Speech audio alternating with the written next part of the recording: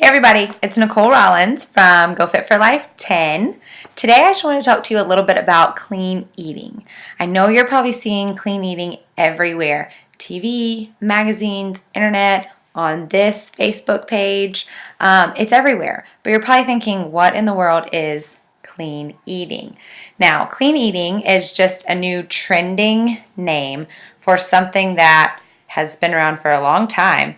All clean eating is really just eating whole, unprocessed, real food, minimizing the processed, preserved junk that's in the middle of the grocery store. So first, I wanted to show you some examples of what is clean eating. So first I have an apple, clean or unclean? Clean. It is real food. It is a fruit in its natural state. This is clean eating. Second, peanut butter crackers, not so much.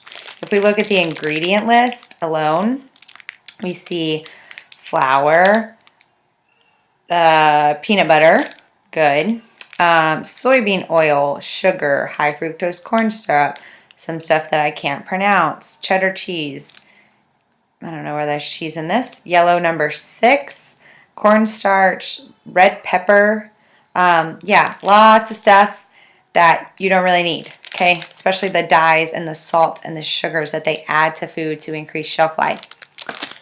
Next, tomato, right from outside in my parents' garden. Good, good, good, good, clean. Sweet potato. Carbs are not bad, people. Natural carbs are energy. Carb is fuel for your body. Sweet potato, good. This stuff, which tastes so good because it's so high in sugar. Number 1 ingredient, sugar. Number 2 ingredient, partially hydrogenated soybean and cottonseed oils. You don't need this in your body. Number 1, clean food. Water, agua. Drink it. Drink lots of it all the time. We'll do a video on this again later. So that's clean eating. Number 2, how can you eat clean? How can you change what you're doing to eat clean?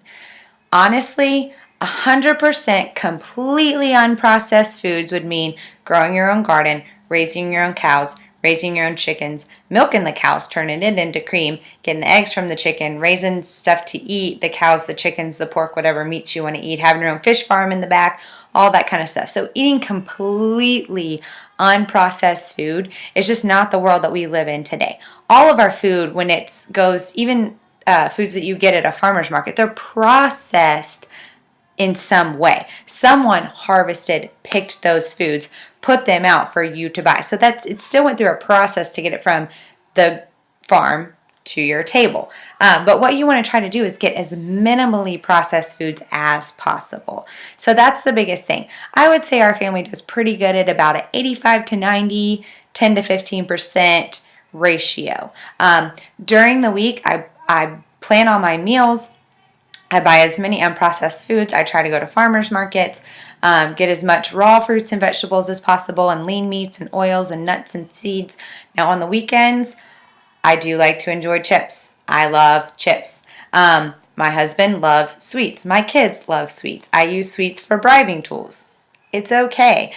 We do enjoy life. We enjoy birthday cake at the birthday party. We enjoy popcorn. Well, we take our own popcorn to the movies, but we enjoy chips and salsa at a Mexican restaurant on the weekends. It's okay to eat foods that you enjoy, but try to go with a good ratio that works for you. So if you buy most of your foods from the middle of the grocery store right now, try, instead of buying canned green beans, go for the fresh green beans. So that's an easy choice to make. So try to make your ratio as high as you can with clean foods and unprocessed foods as to the processed foods, the box stuff in the middle of the grocery store. Point number 3, plan, prep, and prepare. If you meal plan, you will set yourself up for success during the week. Would you just go on a vacation and not plan at all? Maybe before you had kids, but not after you have kids. You don't just go, hey guys, let's get in the car. Well, where are we going? Where are we going to stay? How are we going to get there? Are we going to drive? Are we going to fly? What are we going to eat while we're there? You plan ahead. You plan ahead to save money, to save time, to save stress. You don't just drive to the beach and go, well, don't know where we're going to stay tonight. We'll just drive to the first hotel. That hotel may be $100 a night more a night than this hotel over here if you had done your research and planned. So it's the same thing with your meals. I sit down on Sunday. I plan our meals for the week. Most of our lunches come from our dinners from the night before. But you don't have to do that. Plan what you're going to eat throughout the week. So when you go to the grocery store, you have a set goal, you have a set focus, and you don't end up spending a lot more money than you need to. Number 2, I prep. I come in from the grocery store, I unload the groceries, I leave it all out on the counter, and I go to town. I wash, I cut all my fruits and vegetables. I make one thing just about every week called a Mexican mix. Oh, I love it. Part of the clean eating challenge that I do.